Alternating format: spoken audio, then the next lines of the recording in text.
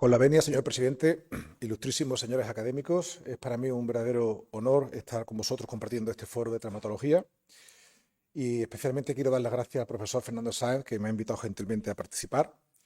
Desde aquí también quiero significar la presencia de grandes maestros, profesores y amigos que he visto en el día de hoy, y especialmente a la doctora Carmen Delegado, con la que empecé la formación médica en cirugía general en el Hospital de Valme en el año 94, y me enseñó los valores de la medicina y el trato humano con el paciente, y al profesor Andrés Carranza, director de mi tesis doctoral. Muchas gracias, Andrés.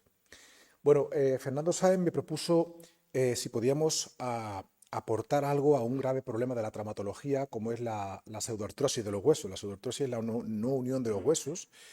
Es un problema con una incidencia relativamente bajo, pero el que lo tiene un problema personal, social y con una carga laboral también importante, y tenemos que intentar mejorar este problema. Como introducción, decir que el hueso es un tejido que tiene una capacidad de regenerarse completamente en condiciones normales de curación. Cuando hay una fractura se forma un coágulo, un trombo. Este coágulo va a crear un hueso esponjoso de callo interno, un callo también externo, un periósteo, y poco a poco se va formando un hueso ad integrum.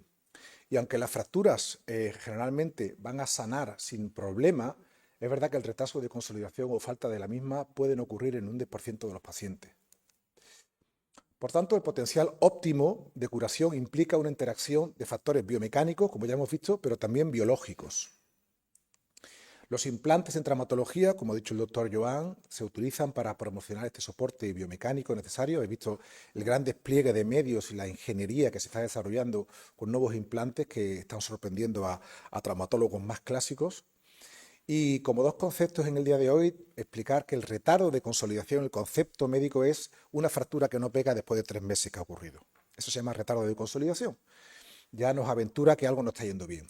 Y hablamos de pseudoartrosis cuando ya han pasado entre 5 y 6 meses y se crea una neoarticulación, una pseudoarticulación, una pseudoartrosis que va a originar una impotencia funcional y un dolor en el paciente. Normalmente tiene una indicación quirúrgica. ¿Qué factores contribuyen a que ocurra una pseudoartrosis en un hueso largo generalmente? Pues una edad avanzada, una mala vascularización, una infección de partes blandas o del propio hueso, el tabaco, por supuesto, y el uso de algunos medicamentos como los antiinflamatorios. Todos estos factores van a contribuir que esa fractura puede no consolidar.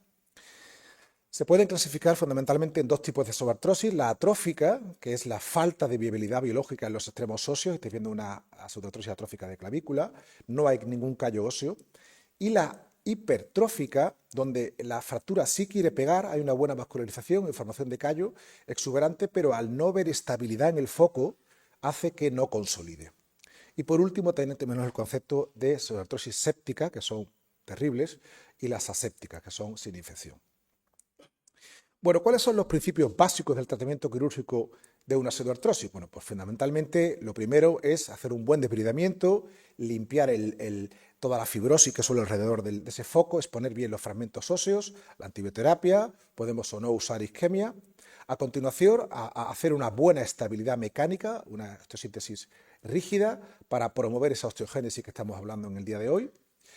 Y también podemos aportar en la estimulación biológica con el uso de injertos óseos y ortobiológicos que van a facilitar y asegurarnos un mejor resultado, sobre todo en la pseudoartrosis atrófica. En el caso de una pseudoartrosis séptica, tenemos que añadir un desbridamiento exhaustivo, eliminar el material de osteosíntesis que tiene el paciente previamente, si es que está contaminado, hacer un control de la infección con antibióticos intravenosos y también con este rosario de gentamicina que se ponen en los focos de pseudoartrosis, y posteriormente, cuando se enfríe la infección con controles analíticos, vamos a hacer en un segundo tiempo una cirugía, esperemos que definitiva. La pregunta es: ¿cuál es el apoyo de las terapias biológicas en este tipo de patología? ¿Tiene sentido realmente utilizarlo? ¿Aportan algo realmente o no? Vamos a destacar 3 terapias que cada vez con más auge, sobre todo España es un país con un gran desarrollo en el concepto del plasma rico en plaquetas a nivel mundial, de la escuela de Miquel Sánchez en Vitoria. El plasma rico en plaquetas es una fuente de factores de crecimiento. Tenemos los factores endoteliales, el factor TGβ, el factor derivado de las plaquetas. Estos factores van a estimular la angiogénesis, la creación de nuevos vasos y la proliferación celular, y van a acelerar la cicatrización y modular la inflamación. La aplicación de los factores se hace de forma local en el sitio lesionado, en este caso del retardo o de la pseudoartrosis. Otro concepto es el aspirado de la médula ósea. Vamos a extraer médula ósea, generalmente de la cresta ilíaca, anterior o posterior. Aquí vemos que hay células progenitoras y mesenquimales y factores de crecimiento que también van a estimular la formación ósea en combinación con injertos, que pueden ser auto o aloinjertos, y esta aplicación la podremos hacer percutánea o combinada con injertos óseos. Este es el concepto del concentrado de médula ósea.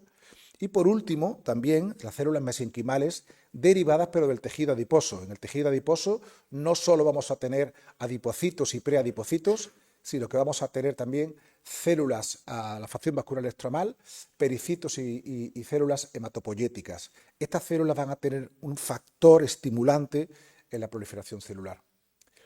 Quedándonos con el plasma rico en plaquetas, que es lo que más nos interesa y lo que más usamos, porque las otras técnicas se usan menos, los factores de crecimiento van a facilitar los procesos de reparación en las lesiones. Su potencial va a ser coadyuvante, es decir, lo máximo y lo más importante es hacer una exquisita cirugía, una buena estabilización del foco, como ya hemos comentado, y un buen injerto. Pero podemos adyuvar, podemos ayudar a la curación de los tejidos con las terapias biológicas. Ahí tenemos las tres fases que tiene en una curación de un tejido: la inflamación, la proliferación y la remodelación.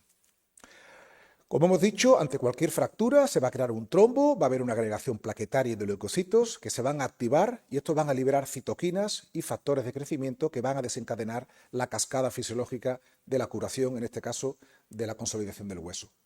Para regenerar, por tanto, el hueso, necesitamos la presencia de factores de crecimiento que van a atraer, a multiplicar y diferenciar a células óseas para formar así hueso nuevo. Los avances tecnológicos nos están permitiendo recolectar de una forma muy fácil los factores de crecimiento de la propia sangre, son autólogos, tanto en la fase perioperatoria, y sin duda ha despertado un interés muy importante por su accesibilidad y sus buenos resultados. En la actualidad los vamos a obtener de la propia sangre del paciente, lo podemos hacer incluso en el quirófano, vamos a hacer concentraciones a niveles terapéuticos y se van a aplicar en la zona lesionada directamente. ¿Cuáles son las tres áreas clave, por tanto? Primero, el microentorno de la lesión. Tenemos que tener tejidos limpios, tejidos estables, aproximados, viables y libres de infección. Las células reparadores van a migrar desde el tejido sano colindante, tiene una actuación paracrina, el plasma rico en plaquetas va a actuar allí donde se administre, y esto va a impulsar los procesos de curación con los factores de crecimiento y las citoquinas, siempre que haya una concentración adecuada. La dosis importa. Las claves para la correcta fusión del injerto: concentraciones altas de los elementos activos, como hemos comentado, que se fijen en un lugar objetivo dentro de una matriz biodegradable, que haya una liberación controlada y sostenida durante el tiempo requerido para la revascularización en el lecho de fusión. La clave es una buena revascularización. Y el método debe ser seguro, rápido, sencillo y, por supuesto, con un coste razonable.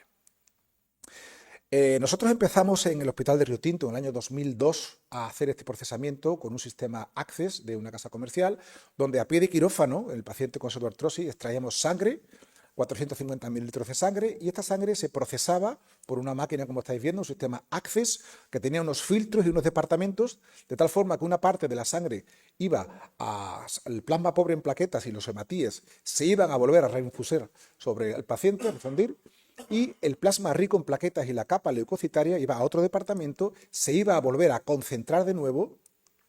Este concentrado de factores de crecimiento teníamos unos 20-60 mililitros y lo combinábamos con trombina, y esta trombina creaba un gel de factores de crecimiento que lo íbamos a mezclar con el chis de esponjosa, con el aloinjerto o el antiinjerto. Entonces se creaba una pasta biológica muy interesante que íbamos a colocar en el foco de la pseudoartrosis antes de la síntesis.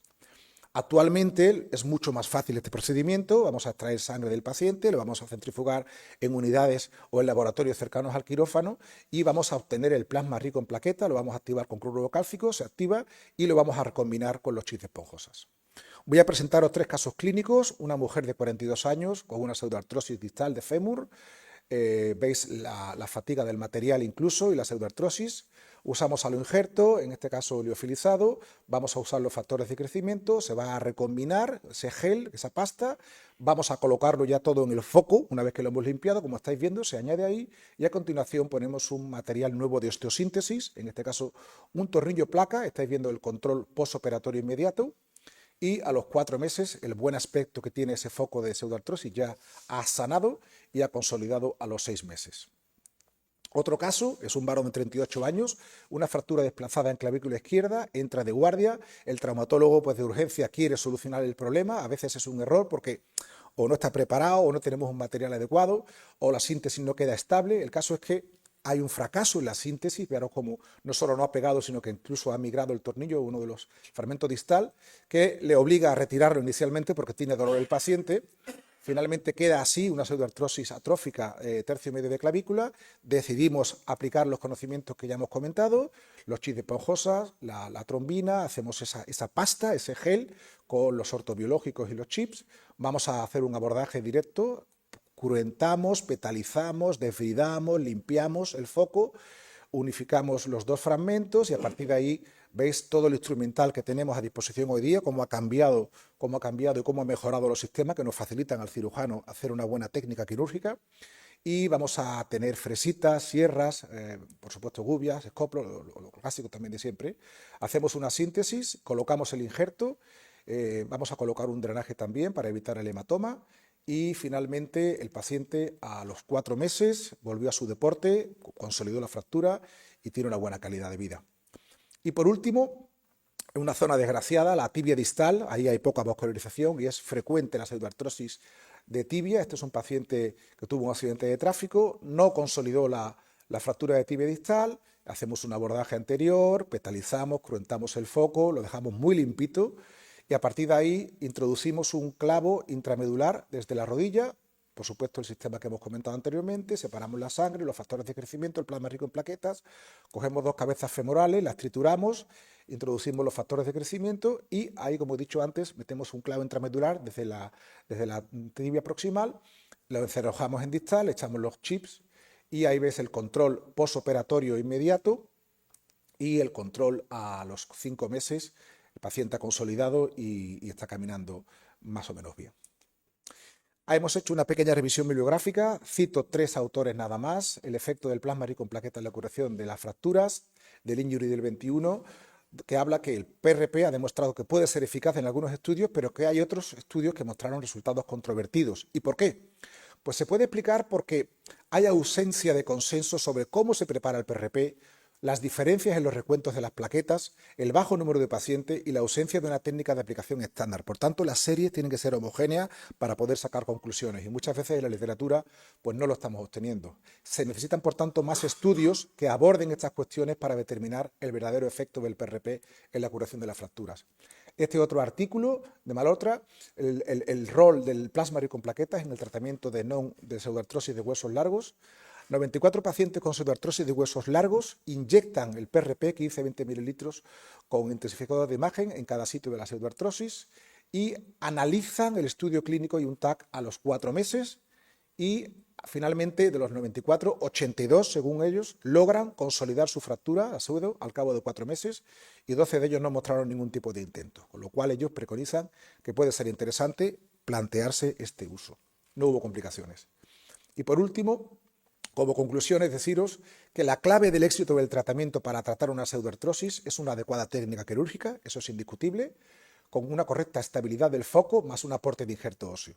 La cuestión es que el aporte de factores de crecimiento junto con el injerto se interpreta como un método coadyuvante que puede ser interesante para el éxito de esta patología. Es un procedimiento seguro, es simple, es mínimamente invasivo, de bajo costo, no tóxico, no inmune, no hay riesgo de transmisión de enfermedades y hoy día está al alcance de cualquier especialista. Debería, por tanto, tenerse en cuenta como un gesto adyuvante más en el tratamiento de este difícil problema traumatológico. Los ortobiológicos, que han demostrado evidencia a nivel tipo 1 en otras patologías del aparato locomotor, como son los tendones, las lesiones musculares y ligamentos, y el cartílago, representan una alternativa también efectiva en los retardos de consolidación o pseudoartrosis. La evidencia científica respalda su uso en diversas condiciones y es clave personalizar el tratamiento para obtener un buen resultado. Por tanto, ¿por qué utilizar ortobiológicos en pseudoartrosis? Bueno, pues porque los factores de crecimiento que vemos en el plasma y en el BIMAC estimulan la osteogénesis, complementada con los injertos, que las células mesenquimales van a facilitar la regeneración tisular y la angiogénesis, que son poco invasivos, que se pueden asociar a injertos, y que la evidencia es reducción del tiempo de consolidación y la mejora funcional. Por tanto, aunque el PRP ha demostrado ser eficaz, algunos estudios hemos dicho que pueden ser controvertidos, por lo que hemos comentado, la disparidad o las series no homogéneas. Por tanto, tenemos que hacer estudios y más publicaciones y más series homogéneas para demostrar su efecto. Muchas gracias.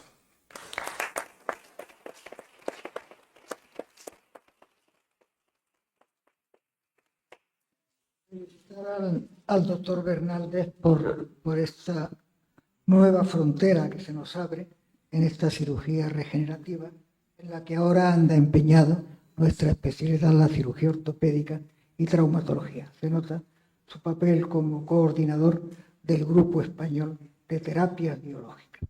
Interesante su ponencia porque es un paso adelante en esa búsqueda que tenemos siempre los traumatólogos, de buscar el hueso por hueso y el cartílago por cartílago, no el hueso por metal, ni el cartílago por polietileno, por muy de alto peso ultramolecular que sea. No hay nada como el propio cartílago. Ese es más difícil de regenerar.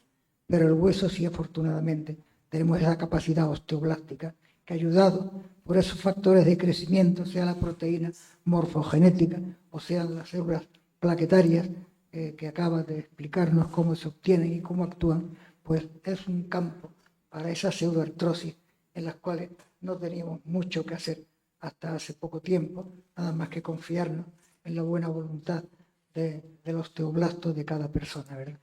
Y afortunadamente pues se nos abre un camino que él está luchando en ese papel suyo como director del Centro Ortobio de Sevilla, biológico, y por la insistencia en esta nueva modalidad que nos abre camino a los fracasos de todo lo demás, a los fracasos de esas placas y de esos tornillos.